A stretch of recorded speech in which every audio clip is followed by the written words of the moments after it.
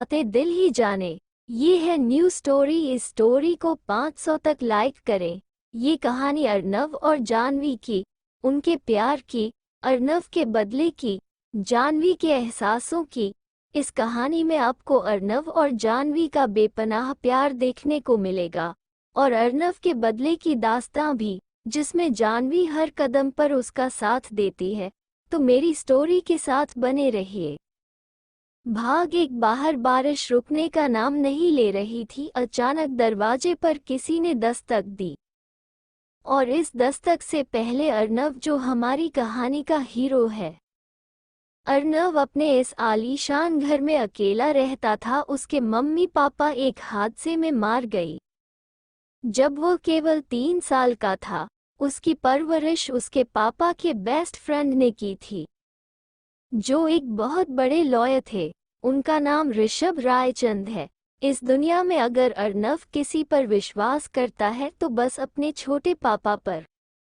अर्नव की प्रॉपर्टी के कारण उसके सारे रिश्तेदार बस प्यार का झूठा दिखावा करते थे। इसीलिए मिस्टर राजेंद्र ने उसे कानूनी तौर पर गोद ले लिया। उनका भी इस दुनिया में अर्नव के सिवा कोई नहीं था। उनके परिवार में उनकी पत्नी उन्हें छोड़कर बहुत पहले ही जा चुकी थी, इसलिए अर्नव के लिए अपना पूरा प्यार देने को तैयार थे। सबने कहा कि पैसों के लिए ऐसा कर रहे हैं, इसलिए सारे प्रॉपर्टी अर्नव के नाम करवा दी। अगर उसे कुछ हुआ तो सारी प्रॉपर्टी एक ट्रस्ट, जो उनके पापा का था, उसके नाम हो जाएगी। इस बात पर सबके मुंह बंद हो गए। अर्नव तो उनके जीने का सहारा बन गया। मिस्टर रायचंद ने अपनी सारी संपत्ति उसके नाम कर दी। अर्नव भी एक अच्छे बेटे का हर फर्ज निभाता। प्रेजेंट डे मिस्टर रायचंद किसी काम से बाहर गए थे और अर्नव ने सब नौकरों को छुट्टी दे रखी थी, क्योंकि आज उसे अकेले रहने का मन था।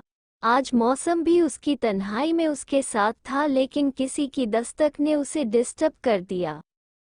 वो बेमन से दरवाजा खोलने गया।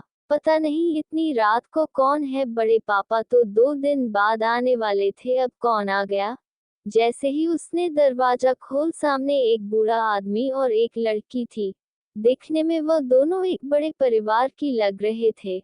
लड़की ने बहुत ही सिंपल सा सलवार सूट पहन रखा था, लेकिन कॉस्टली लग रहा था।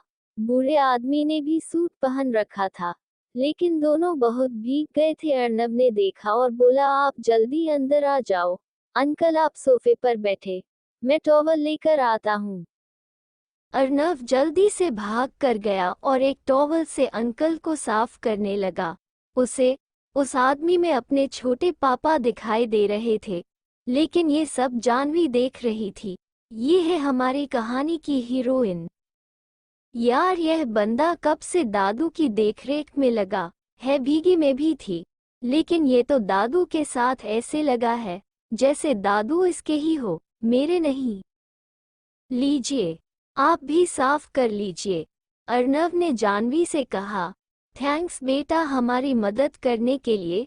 वह हमारी गाड़ी खराब हो गई थी। और दादू कुछ और बोलते बोलते जानवी तभी बोल पड़ी, और शहर से बाहर बस आपका ही घर था, इसलिए बहुत सोचने के बाद हम यहाँ आ गए।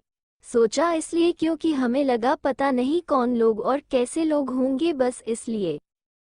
लेकिन आप तो अकेले ही हो।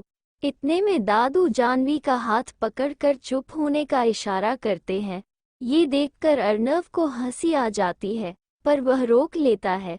फिर दादू अपना परिचय देते हैं। मेरा नाम आनंद धनराज है, धनराज कॉरपोरेशन का मालिक। Hello uncle, I am Arnav Raichand, owner of Raichand construction and corporation. Oh, तो तुम हो ऋषभ के बेटे हो। तुम्हें पता है, हम तुमसे ही मिलने आए थे इस शहर में।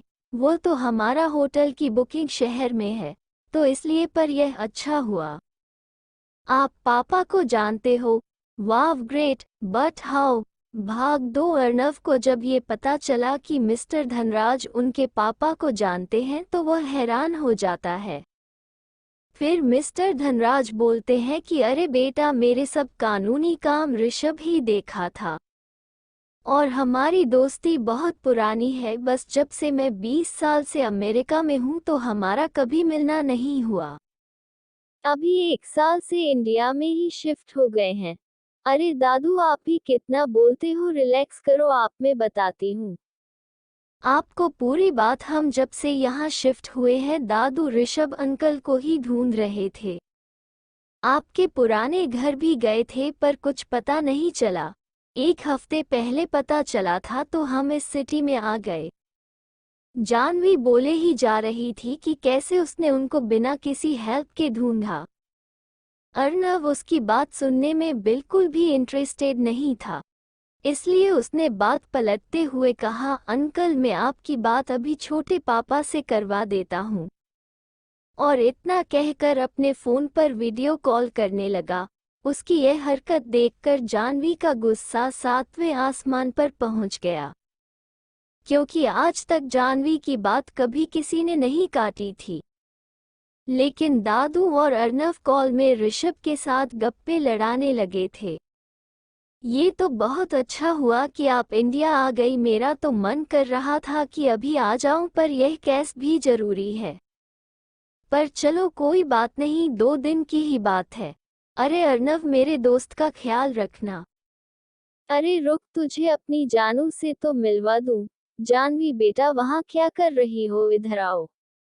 जानवी अपने मन में अब आई है इन्हें मेरी याद।